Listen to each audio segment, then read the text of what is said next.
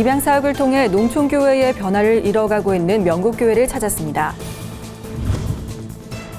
기아성 여의도가 한기총 한교연 통합을 위한 실무위원을 파송키로 했습니다.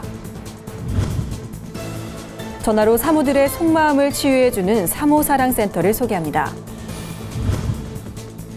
강림교회가 창립 63주년을 맞아 성극 파라코를 선보였습니다. 안녕하십니까. 구TV 뉴스입니다. 경북 구미의 작은 시골 마을 명곡리는 몇 년 전까지만 해도 어르신들만 사는 전형적인 농촌이었습니다. 하지만 지금은 마을 여기저기서 어린아이들이 뛰노는 모습을 볼 수 있는데요. 어르신 한 분뿐이던 교회도 이젠 젊은이가 더 많아졌다고 합니다. 어떻게 된 사연인지 명곡교회를 직접 찾아 들어봤습니다. 정은희 기자입니다. 80여 명의 어르신들이 살고 있는 명곡리에 생기를 불어넣는 7명의 친구들이 있습니다. 바로 4년 전 명곡교회에 부임한 양동훈 목사의 자녀들입니다. 양 목사 부부는 결혼 후 1남 2녀를 낳았고 이후 4명의 아들을 입양했습니다.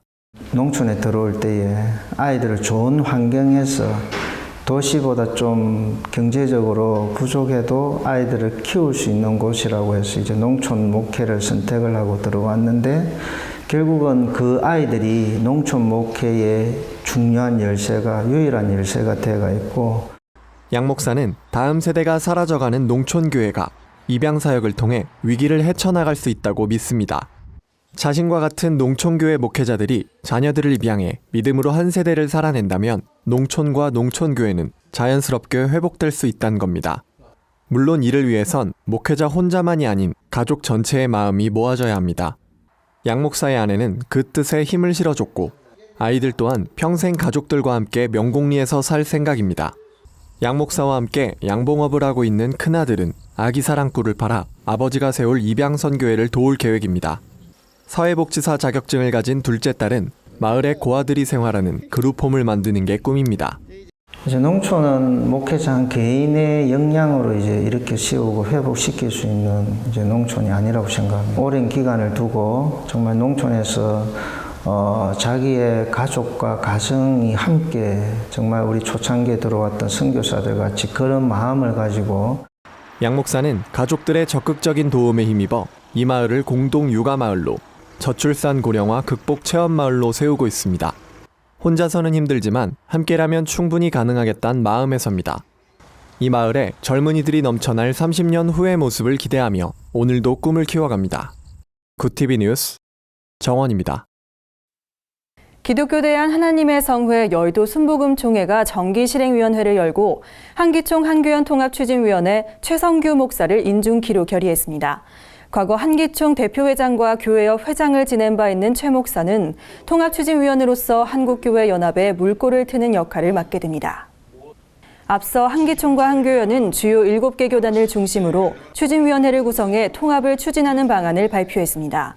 기아성 여의도가 처음으로 추진위원 인선을 마친 만큼 타 교단들도 조만간 결정을 내릴 것으로 보입니다. 오늘의 사회 이슈를 홍희연 기자가 종합해드립니다. 오늘의 이슈 포커스 홍우연입니다. 박근혜 대통령이 야당으로부터 부적격 판정을 받은 조윤선 문화체육관광부 장관 후보자와 김재수 농림축산식품부 장관 후보자에 대한 임명을 강행했습니다. 야당이 조 후보자와 김 후보자의 도덕성과 준법성을 문제 삼으며 부적합하다는 의견의 청문 보고서를 채택했지만 장관 임명을 강행한 겁니다. 이에 대해 더불어민주당은 법으로 명시된 인사청문 제도를 대통령이 조롱하고 있다고 비판했습니다.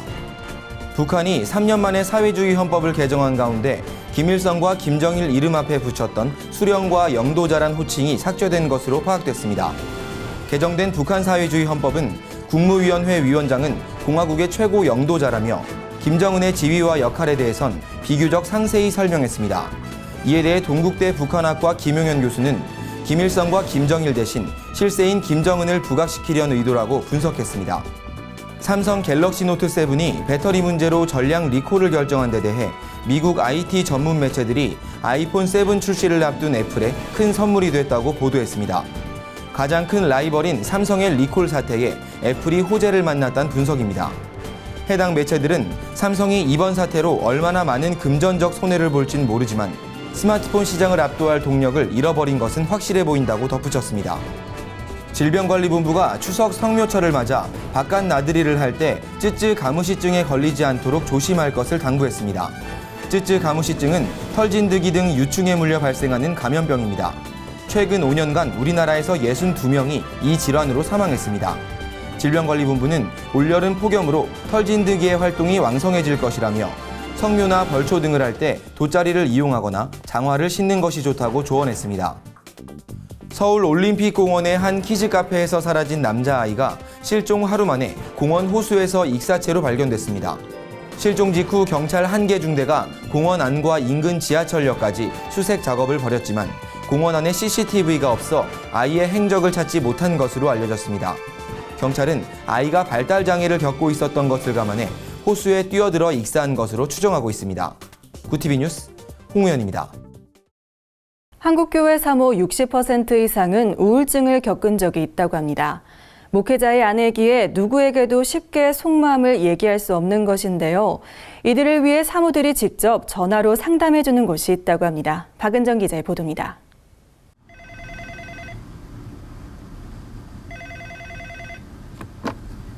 사모사랑센터 사모에 전합니다.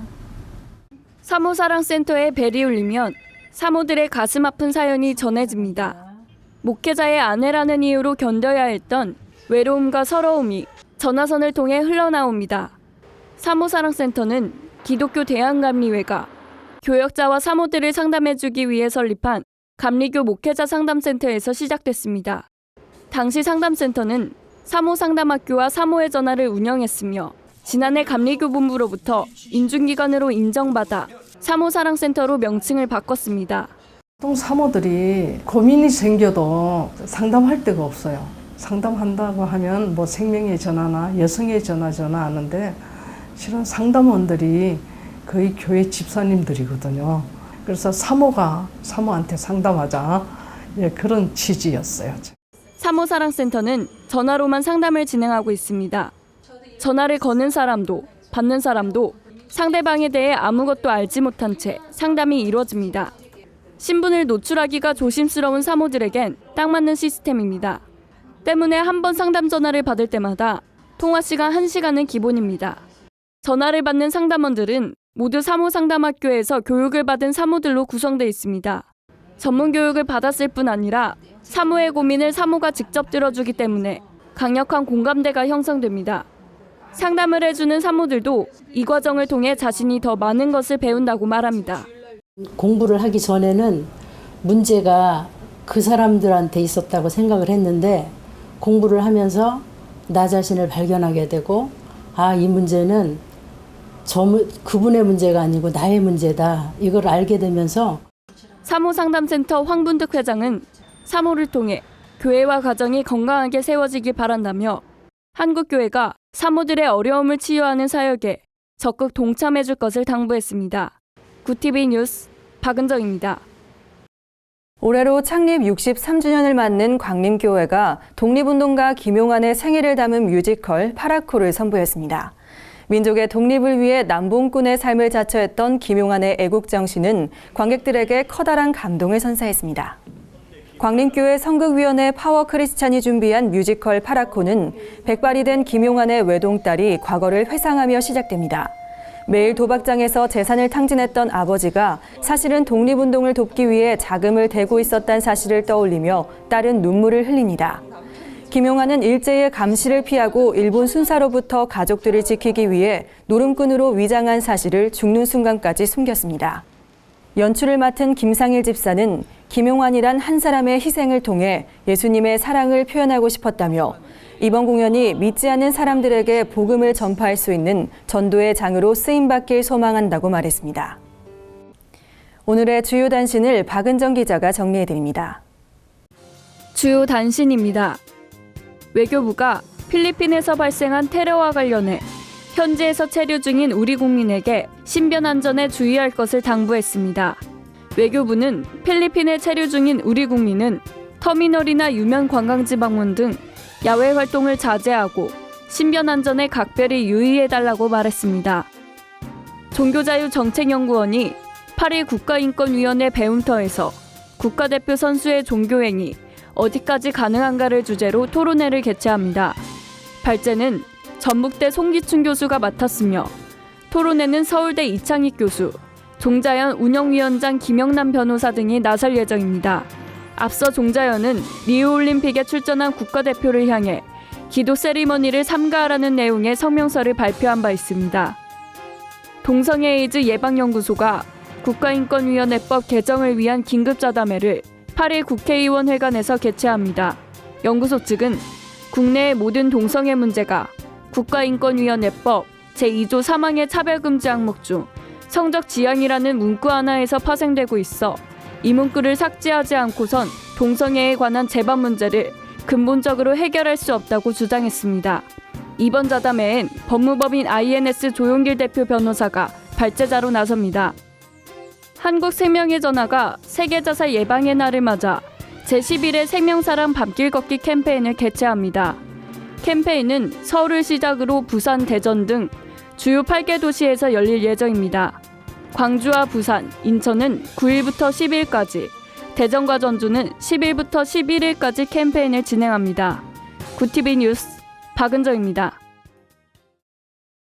이상으로 뉴스를 마칩니다. 구TV 뉴스는 인터넷 신문 뉴스 미션을 통해서도 보실 수 있습니다. 시청해주신 여러분 고맙습니다.